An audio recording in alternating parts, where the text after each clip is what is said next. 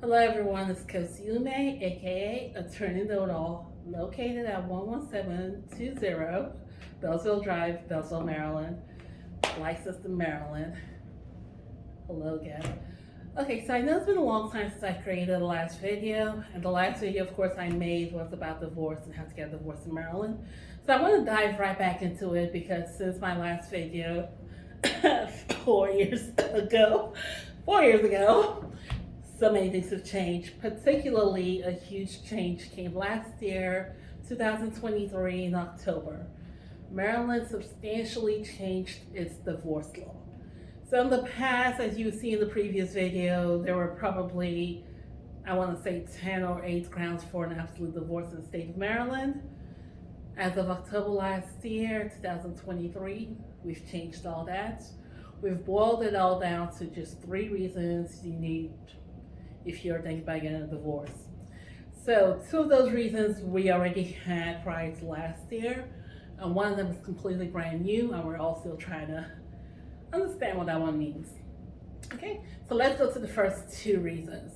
The first 2 reasons for divorce, the grounds for divorce, are 1, mutual consent, 2, 6-month separation, and 3, and this would be the new reason, irreconcilable differences. So let's go back to mutual consent. So if you've seen the last video, or if you have looked at divorce in Maryland for any reason, you know in the past, and even today, you can get divorced in Maryland through a mutual consent divorce complaint.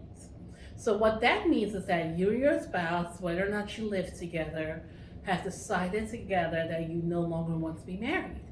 So you decide you no longer want to be married, you draft up a separation agreement. Your separation agreement has to address things like property division, retirement division, alimony division, child support, child custody if you have children. So you draft that agreement up, you both sign it, and one of you files for a mutual consent divorce, and you submit your signed copy of your mutual separation agreement.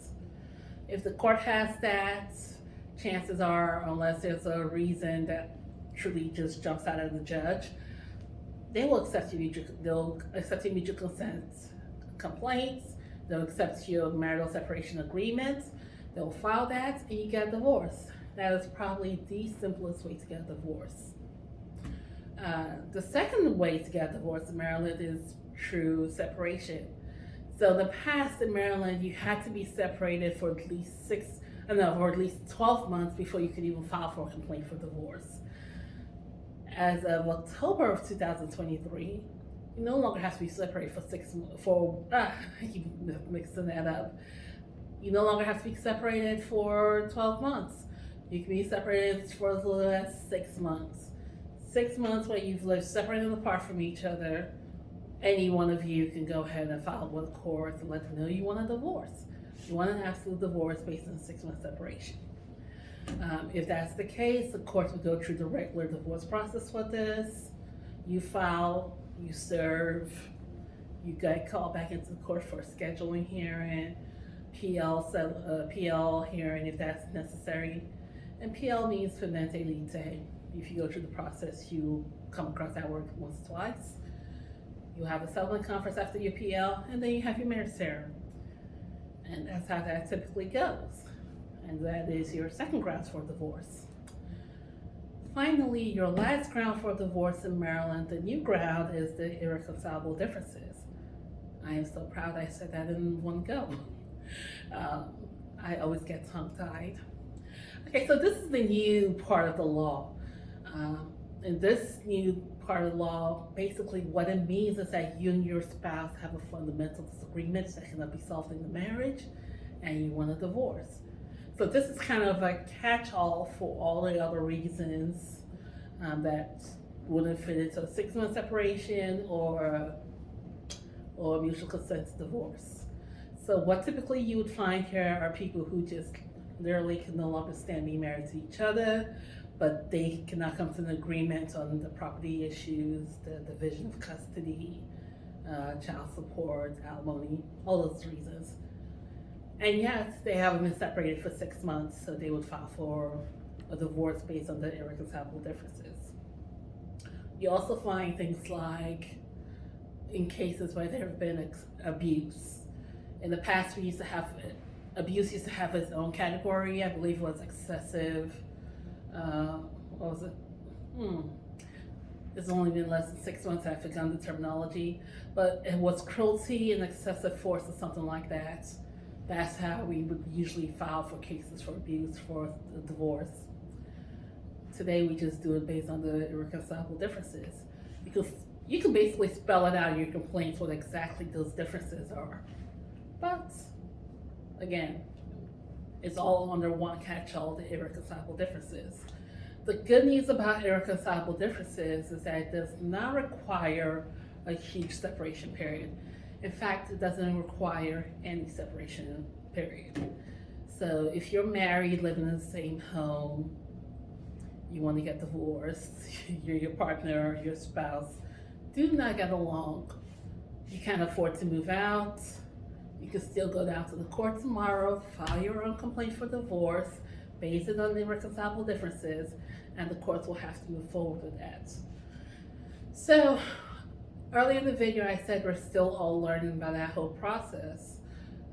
The tricky part with that whole process is if you go back to that previous scenario, when I mentioned being married and living together in a home, it gets tricky when you add children to that scenario. You're married, you're living together, you have children living in the same house, you file for a divorce. Now comes the question as to what will the courts do about custody? It's unlikely they're gonna divide custody and say, oh, mom, you have child Monday through Friday. I'm sorry, Monday through Thursday. Father, you have child Friday through Sunday. On Mondays through Thursday, child will only go to mother's room and will not communicate to father, who is basically still in the same house on the couch. And then on Thursday to Sunday, child will only speak to father, who will be staying on the couch in the living room and will no way interact with mother. That's unreasonable. You're all living under the same household. So that's a new area of the law we're all navigating through. I have yet to have a case where by the time we are in court file merits hearing, they're still all living together in the same household. I expect one day I will. Usually by the time we get to court, somebody has moved out. But I am waiting for the day when I go to court and everybody lives in the same household and the judge now has to decide what he's gonna do about custody. But yeah, that was a big substantial change to Maryland's divorce law. And this has changed decades of Maryland divorce law. I remember when this was happening in October, I was panicking, my friends were panicking. We just did not quite understand that last scenario I proposed to you, where all parties live together. But so far so good. Yeah, if you have any questions about this, feel free to contact me. Should you choose to file for divorce on your own, keep in mind that in Maryland, we have, in most circuit courthouses, we have a family self-help center. So you don't necessarily need a lawyer to file for divorce. You can simply go down to the circuit court in your county, get a copy of a form for complaint for absolute divorce, go to the self-help center, and they'll help you fill it out. Now, the attorneys there cannot represent you in court, but they will help you fill out the paperwork and get you started. And if you, let's say you're doing a mutual consent divorce, your spouse gives you a copy of a separation agreement, but you don't have an attorney, you don't understand it, just simply take that separation agreement, walk it down to the self-help center, and ask them if they can help you understand some of the terms that are in there. Again, would I love for you to hire me and help assist you with your divorce? Yes. But if you have a simple divorce, you have no children, you have no property together, and you just want a divorce, I'm not sure you necessarily need a lawyer for that. And for the little parts you do need a lawyer for, chances are you can receive help in the self-help center. If not, give me a call, send me an email. My email address will be at the bottom of the screen. My phone number will be at the bottom of the screen, and my contact information, I guess, will be at the bottom of the screen. That was pretty much it. I hope this is helpful for any of you who are out there trying to understand this new landscape of the law. If you have any questions, feel free to reach out to me. Have a good day.